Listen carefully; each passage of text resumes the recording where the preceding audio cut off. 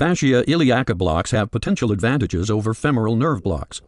More complete anesthesia of the anterior thigh and lumbar plexus is possible, thereby resulting in better surgical conditions and thigh tourniquet tolerance.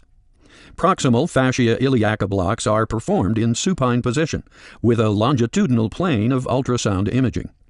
In this example, the femoral artery is imaged in long-axis view before sliding the transducer laterally and cranially to identify the fascia iliaca overlying the iliacus muscle.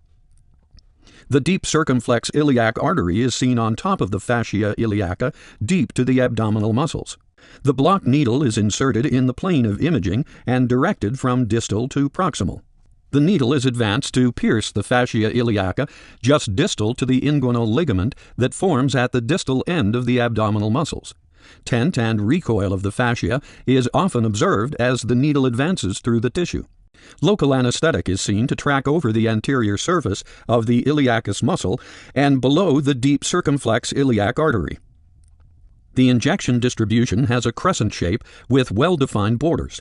The distribution can be extended centrally by slowly injecting while block needle is advanced. Further sonographic assessment of the injection can be performed with short-axis and long-axis views of the femoral nerve.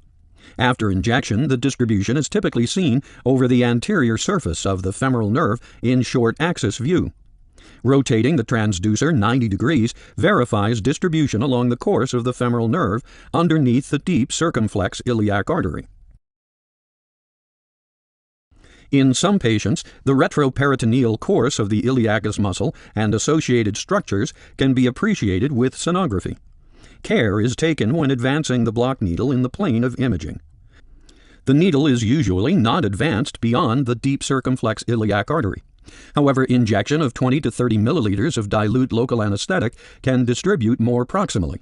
In this view, the transducer lies over the anterior inferior iliac spine.